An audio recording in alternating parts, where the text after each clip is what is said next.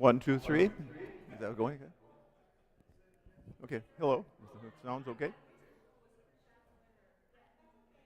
One, two, three. One, two, three. How does that sound?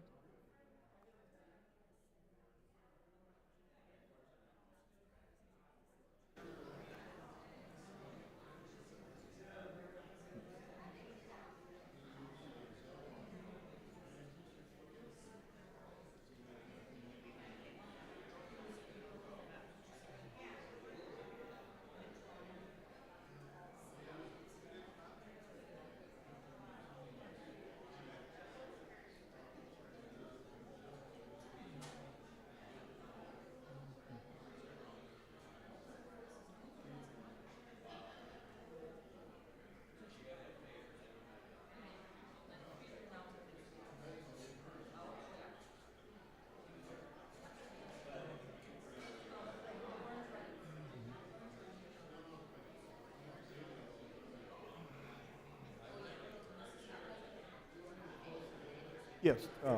Yeah.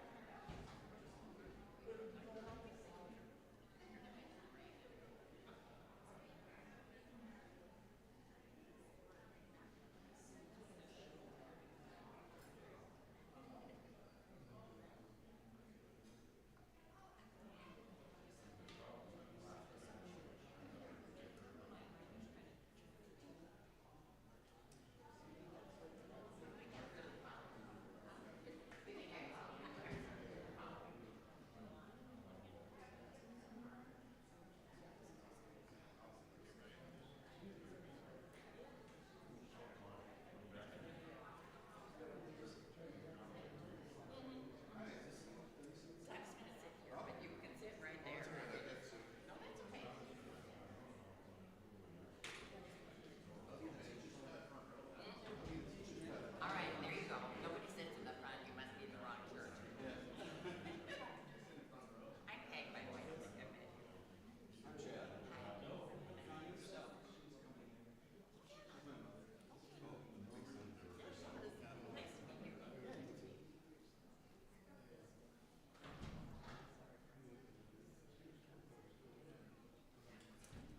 Well, good morning. Let's begin.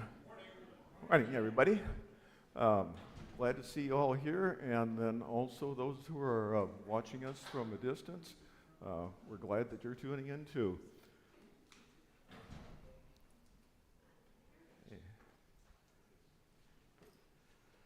Well, we want to give you a presentation of where we are with the landscape renewal project, and I come to you with good news. We have a good plan where the scope and the budget are aligned. As I go through this, I'll touch on how we got to from where we were at our last meeting and up to date and where we're headed in the future. Last time I talked to you with an update, it was 2 days before bid opening. Kind of sweating that event anyway. At that point, we were waiting for besides the bids for the site contractors' work, we were also doing some work on getting the monument sign priced and also the electrical pricing, and that was something that came a few weeks after the bid opening. The report on the bid opening is, well, the landscape architect contacted 6 contractors. We received 3 bids. The low bid was over twice the consultant's budget estimate. Nobody likes to make estimates before a construction project goes in. There's so much uncertainty, and you don't know quite where prices are going at all times. Still, even that, it was still a shock. And the second low bid, when you get a bid like that, you kind of wonder, well, gee, is that really the market? And The second low bidder was about $20,000 more. Not for that size project, that's not too unusual. The next one was 86,000 more than the low, and something like that pattern, that kind of tells you if we got two bidders that are not that far apart, that's probably about where the market is. And so that's kind of told us where things are. Our low bidder is a local company, Albrecht Company. They do landscape work, irrigation systems, drainage systems, but mostly landscape projects. They're a small firm, family-owned. They've been in business since 1968. The general manager, who I got to meet and dealt with on some of the negotiations, he's a nephew of the founder. His aunt is the owner of the company. He's got two uncles that are also in the management of the company, and I don't know, probably 15 employees, something of that range. So it's a nice sized contracting operation for a project like ours, where it's not tiny, but it's not a big one either. After we got the costs, one of the discussions quickly is, well, how do we work this out? And our landscape architect recommended that we just have a small group to kind of work through some negotiations with the contractor as to what sort of things can be changed on this. And so consisting, it'd be the landscape architect, representative from Albrecht Construction, and myself as representing the owner.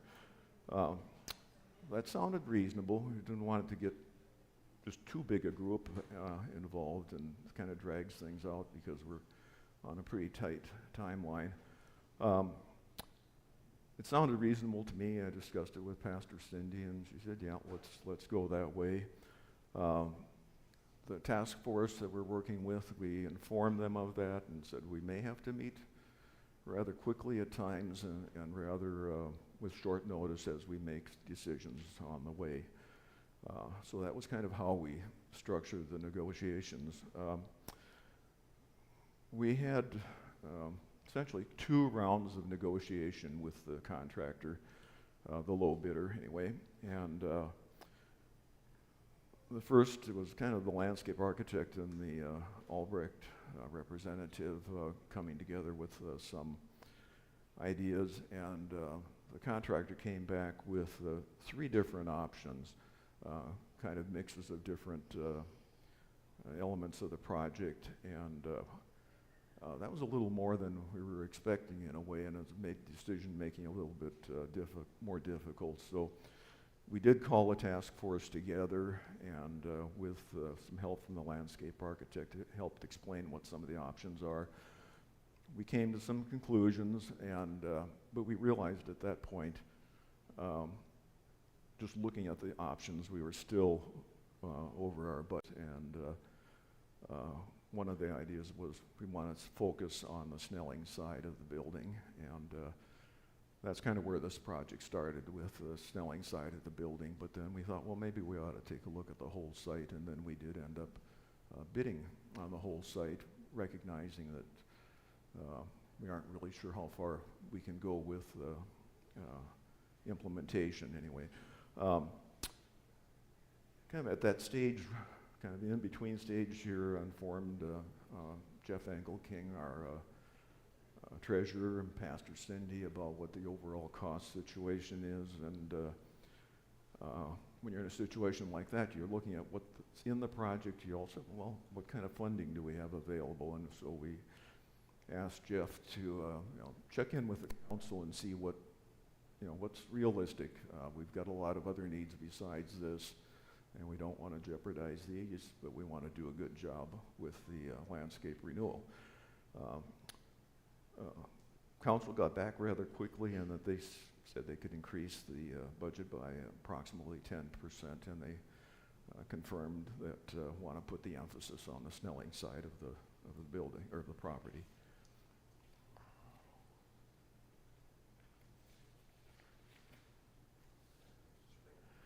Okay. Anyway, so we'll go back to the contractor and had some further discussions, and he came very well prepared with recommendations, even some graphics illustrating this and the price, and some very good suggestions of things that hadn't come up before that were rather painless to do. Coupled, and shortly after we got together with the task force, it was very short notice and a lot of people were gone, so want to be honest with you, it's Sue Clavin, Kelly Wells, and myself were kind of at the final point, but most of the big decisions happened at the previous, the end of the first round of negotiations. We had a pretty good sense of where we were headed. Okay, so what has changed? We'll get some graphics up here. And incidentally, the graphics were prepared by the low bid contractor. They worked over on top of the architect's drawings, but they were highlighting things that were in the project and were not in the project, and so that became a very helpful tool. And some of the phases, or some of the changes, we made kind of partway changes after the first round, and then there's another, when a particular element might have changed a bit more on the second one. So so now to really get to letting you know here what's in this, in the project now. Phase 2, we had always thought, which is the south lawn area, kind of circle, well, going back around this area, as an area that could be implemented later.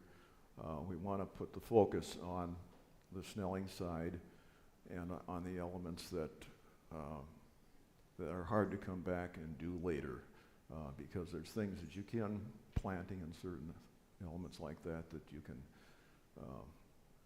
we could add next year, we could add 5 years from now, but we want to do things in a way that when we do it, we aren't undoing things in order to reach a goal. So that's another criteria as we go through as we went through this process. So the first one, given the magnitude of the changes that were necessary, was this area here that's in kind of a lighter tone. And at first, the cutoff point, if I can drive this arrow a little better. Whoop. Very sensitive here.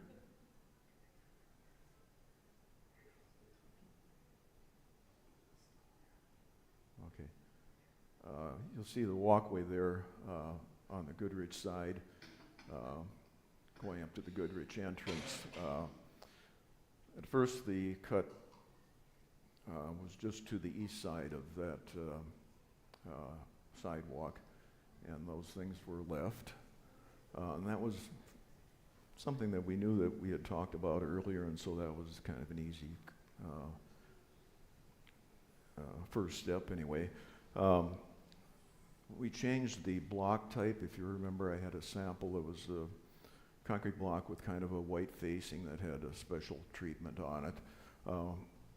Recommendation, we can get a high quality block that has integral color with it, but without that kind of facing, and it was a significant cost difference, and so that was accepted. Another thing that came up kind of in the second round was the contractor said, you know, this up in the corner here, we had a low retaining wall, about 2 feet tall, kind of going from 0 to maybe 2.5 feet. And he said, well, we could really grade that, and you don't have to have a retaining wall. We felt that the retaining wall looks better, and it gives a nice crisper edge to that area, but it can function without it. And talked about, well, can we still get all the plantings in there without that? And consensus was yes. Well, that's a big item. We could take out. When we talked earlier, we mentioned that lighting along the sidewalk was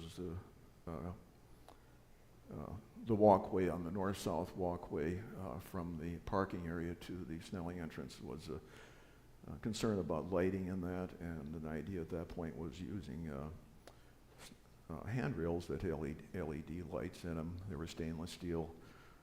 We found out they're amazingly expensive. So, and also steel. I said, what about steel? And, prices of steel are way up. Aluminum handrails are good rails, but that's where you're going to use aluminum handrails. The lighting would be addressed in a different way, and was proposed, and we felt it was acceptable to use a low voltage lighting system that has low voltage wiring kind of running along it'll be running along the sidewalk with some upright lights that shine back onto the sidewalk. And it's more like what you might see in a residential situation. And you put a transformer someplace, run these low voltage lines, and then they go to LED lights that don't use much electricity. So that simplified some work on the electrical contractor's end, but we felt we could go do that.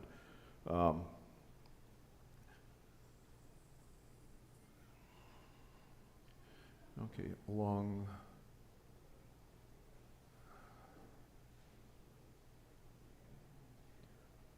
put the arrow here. There's a low hedge that we had going around almost with a few interruptions on the south side, went around the site. On the first go around, we said, well, we'll just stop it where phase 2 stops. On the second go around, on the first go around, we did eliminate this band and that band of plantings.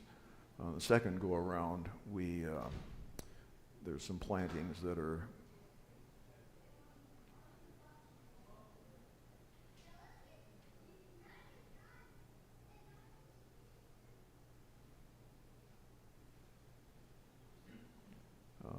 planting along this area and down along here on either side of the entry. Those were dropped.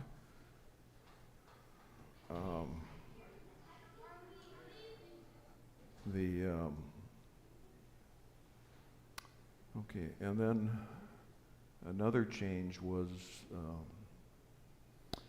around the peace pole. We did feel that we needed to continue a walkway that goes up to the peace pole. And here I'll jump to another slide. And we decided that we could terminate it at this point because part of the reason for it was to get to the area on the south side, and that could be done later. But this wraps around the peace pole area, and we would have plantings around that area also that would still complement the geometry and that portion of the site. So with that eliminated this, and as well as the sidewalk this way. And that sidewalk, the two sidewalks where they're intersecting is, there's some grading adjustments that are made. So it's hard to do one without the other. So feeling was, well, we just would eliminate this and continue with the walkway that we currently have. Other change was the contract had included that the contractor takes care of the watering of the site until the plants get established. And they said, labor is a big portion of our time, our costs. There's $20,000 worth of labor to keep that area watered, and until it gets established. 20,000, are you kidding? No. And so we said, well, we'll do that. How am I going to do it? But I said, we're going to do that instead. There was also a contract that called for payment and performance bonds. That's kind of insurance that we would be taking out, that certain things go right with the contractor, that the contractor actually performs the work. And payment bond is really that the contractor pays his subcontractors, and that we are protected in case, some contractors will kind of play some games or, not pay their contractors, and it can cause a lot of problems. For a project this size, that's it's insurance that kind of goes beyond what we really need. In a larger project, you'd consider that more. So that's about another $20,000. So that was kind of an easy out. We felt we had a reliable contractor, and even if there was a problem, whatever had been put in is ours, and we would have a claim against them. And even trying to enforce a performance bond can get very lengthy and costly to do that. So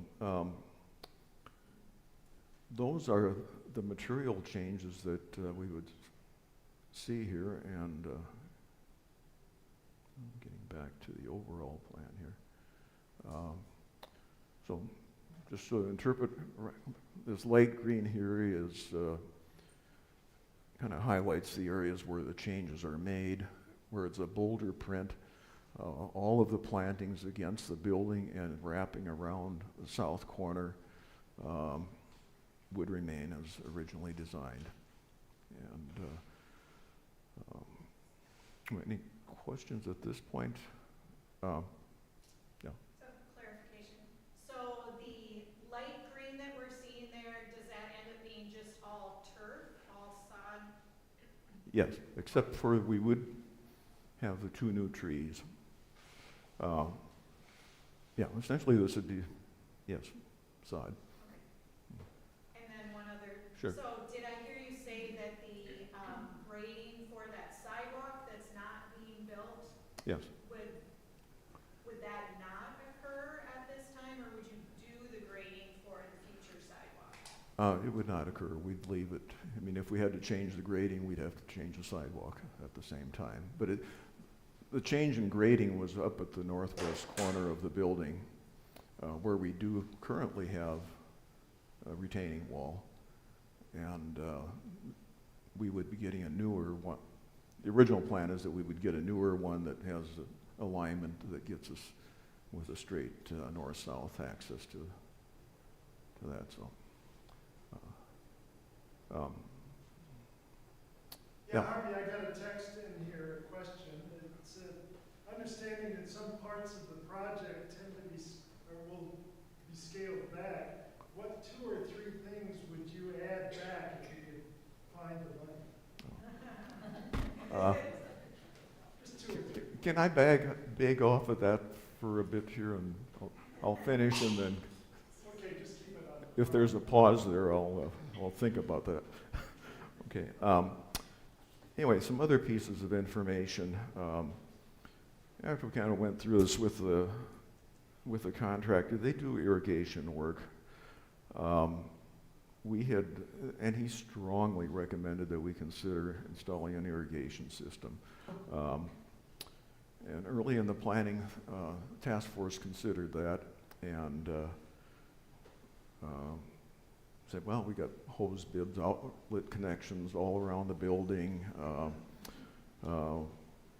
and sprinkler systems. You got to have maintenance in the fall. You got to have somebody winterize it, and every once in a while you got heads that get damaged, and there's some ongoing costs, and we should be able to do that ourselves, and so we went ahead without it. I guess we could live without it or not, but he was suggesting that we have it, and felt that there would be savings in water and just the personnel cost of somebody watering it. Our costs are free, but for a lot of clients it isn't. But there's cost savings in water conservation and some good reasons anyway. And so I think it was a soft sell, but he also said he's seen a lot of jobs that they put in. They're very proud of it. It looks very nice. The owner doesn't take care of it. In a couple of years, they're not too proud of the project. Yeah, we understand that. And I said, well, can we offer you a proposal? And well, okay. And we haven't gotten it yet. And I said, we'll consider it, but we don't know what it would cost or anything like that. But that's was thrown out there and wanted to share that. And at the last meeting we had with the task force,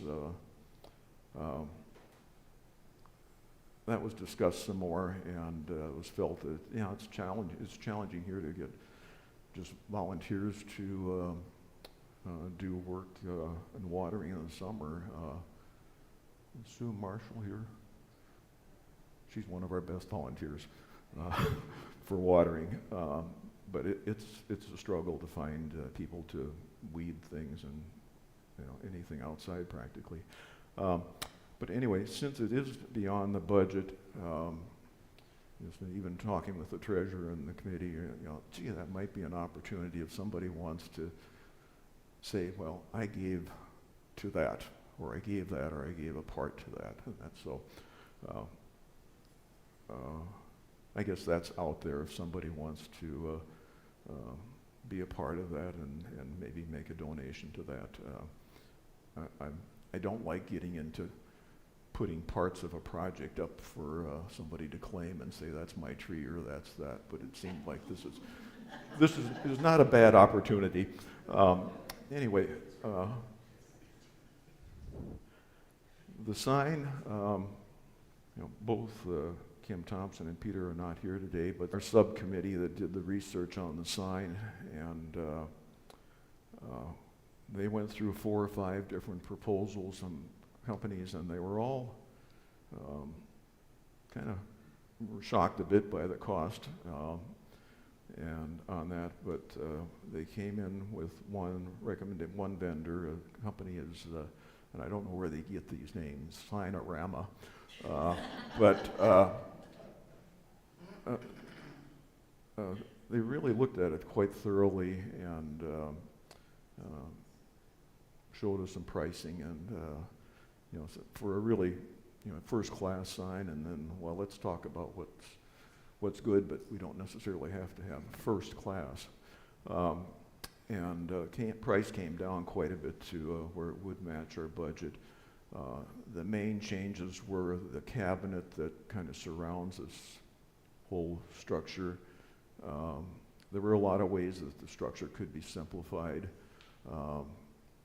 We changed the method of putting in lettering. It would still be backlit, illuminated lettering. This is a sign on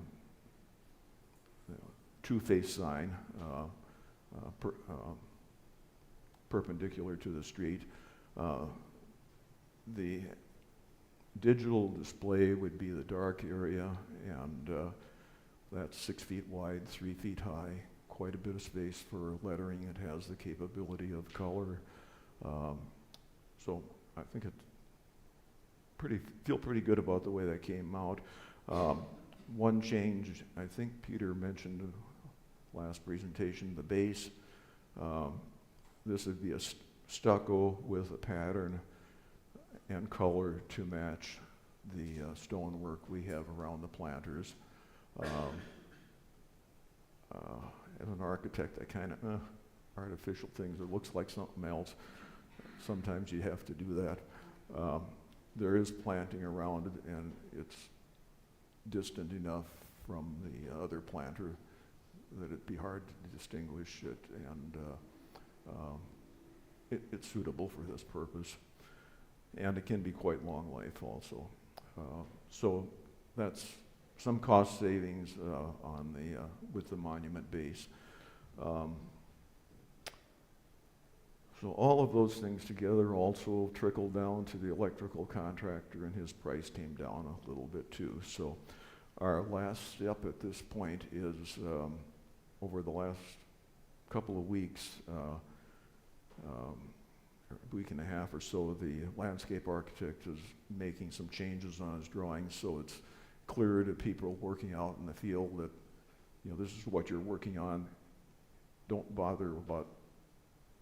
get mixed up or confused by this other stuff that's on the original plan. So there's some revisions there, and then just writing up a contract that documents all of the changes, and the pricing is not a real simple thing. So I'm hoping within a couple of days we'd have that contract and take a look at it and put it in front of Seth.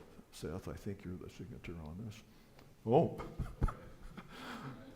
Yes, sir. I'm curious, are you comfortable sharing the price quotes? Overall, or for Well, individual items, or? You mentioned, costs came up and down, but you haven't really shared what the price quote was for the sign or the landscaping. Okay. Are you at liberty to share that? Yeah, the sign itself, we were budgeting about 30,000. 30, with the base and the electrical work. Sign company, now the base is in their contract. It's about 31,000. The others were all close to 40. And they weren't as interested in negotiating with us in terms of what can we reduce. And this is that mentions 9mm digital image. That's the little diodes that are on the screen, sort of like the pixel in your camera, but it's small enough that it would be legible for people walking close by as well as people driving by. Sometimes you see them, for economy reasons, they're much bigger, but then you have trouble reading them. Overall project budget is 275,000, and the 10% increase, that includes the 10% increase. The contractor's original bid was, or the low bid, I think it was just a little over 300,000. So the first time we went through, that was almost 100,000, and then the next was maybe about 50,000 or so more. So that's a sizable amount, yeah. What? Is the rest of the budget for the landscaping that we saw earlier? Yeah, and this is looking at the master plan, the consultant's fees, a contingency, and then we finally get into the construction. So there's sort of construction terminology, the hard costs, the others are kind of soft costs, is what the technical term that's used in the trade. Yeah, okay. Anyway, so that's where we are. Just a couple of for-your information items. When we last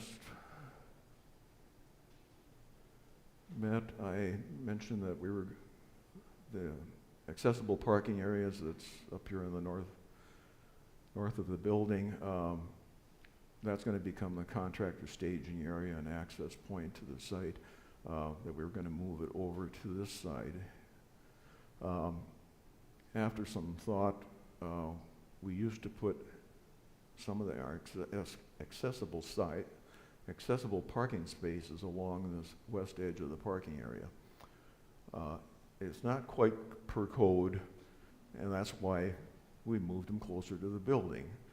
But for a short term, we're thinking of moving them back there, and then it's going to be easier for people to get from that location over to Snelling if they do need to use the elevator, and not if they're starting here rather than having to go from here kind of around across some grass area here, and it seemed like a reasonable change to make, and that's something we have to put up the signs and do that by ourselves here internally. Another thing that I've gotten a few questions, we don't have a hard date or a date yet from the contractor. He's looking at his schedule. He's not getting to start as soon as he had expected.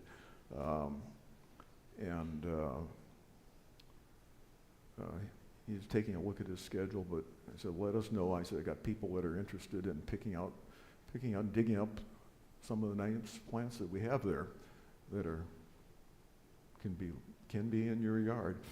And, There you go. it's just it's just your labor. This bush can be yours for $50. Yeah, it's a bargain.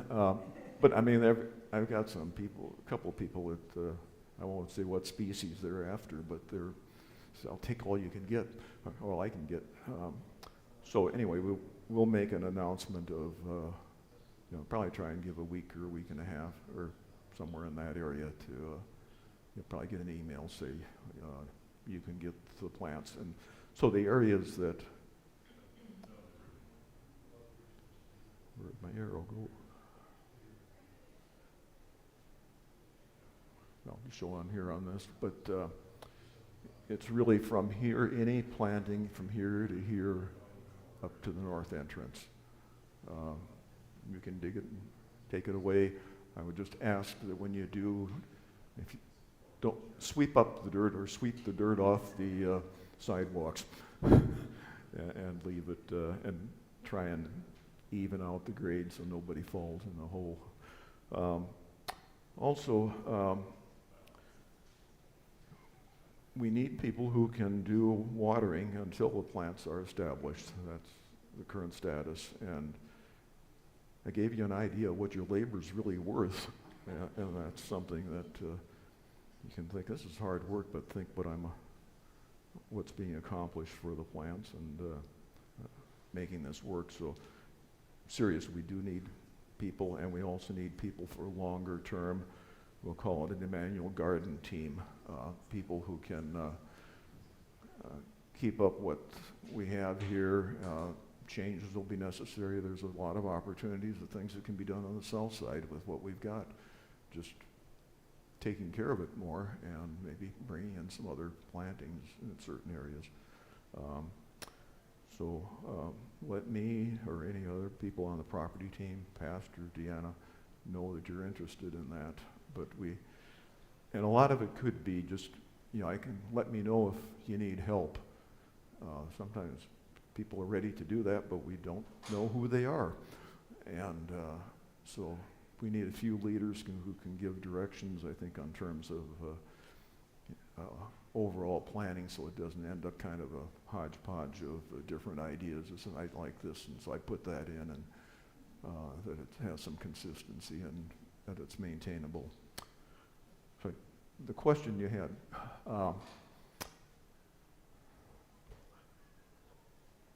these are just my thoughts here, and whatever. If there's somebody, or if we had extra money that maybe we don't spend everything that we have here in contingency or something, but I guess one of the things I'd like to see is the irrigation. I think, there it is. I think some planting along this area here, I think I'd like to see if we could do something with that. We felt that was kind of important, just kind of defining the corner of the site, also giving some separation from kids' play areas to the street.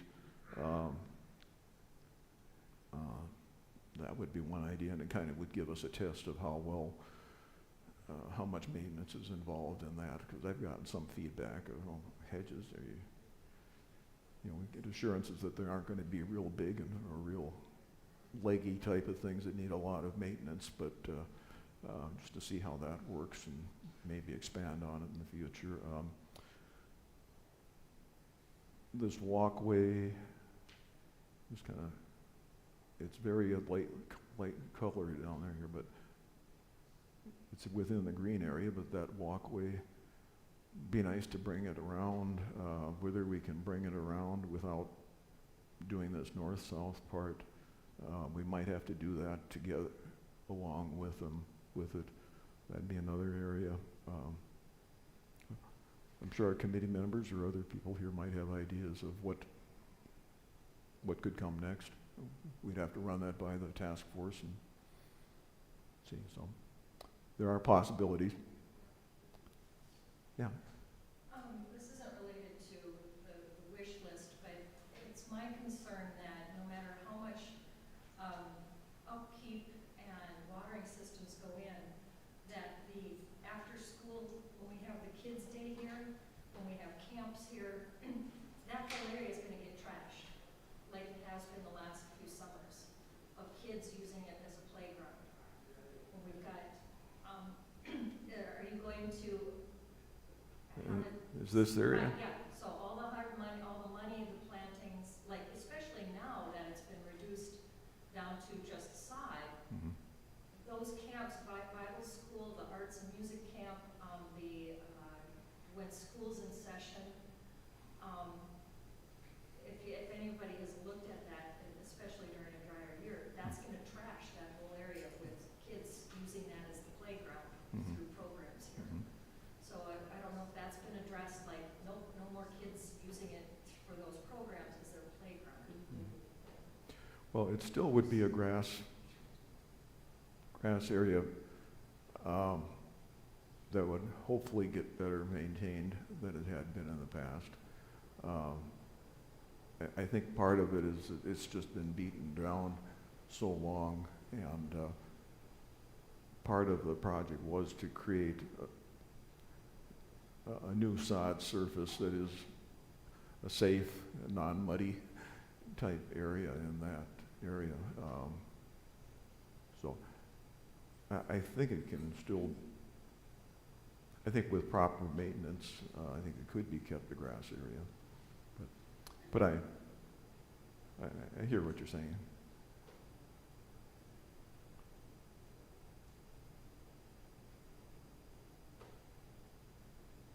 Other questions? Anything else from folks out listening from elsewhere? If we're not using that area there, couldn't the kids go there if it's not being touched? The south area? Yeah, I mean, there's this patio it's not there now, and it wouldn't be until someday. Yeah. So, this area gets very heavily used, and I think that's, what I've heard from Emily. I mean, well, they like using all of it, but this is kind of the biggest area that's sort of unencumbered.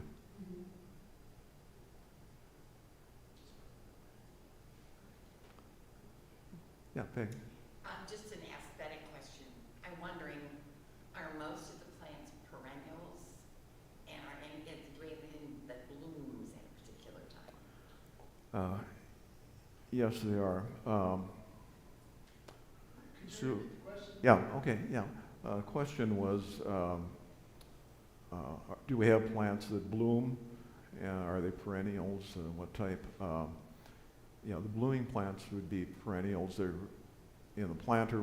That'd be a place for annuals. We haven't really created a specific place for other annuals. I think on the south side we could do more up near the building. There's some opportunities for that area. That's kind of through this area. But Sue Clayton, we have a copy of the plant list.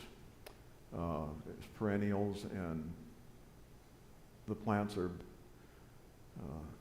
were selected with the idea of having color at some point. There are different points throughout the year.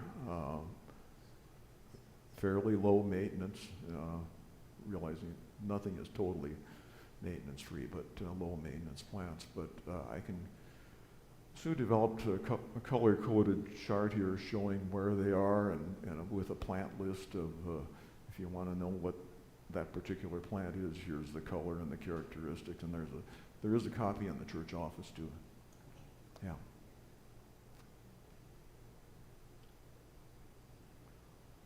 Okay. Well, we're moving onward, and thanks for your interest in this. Really appreciate it.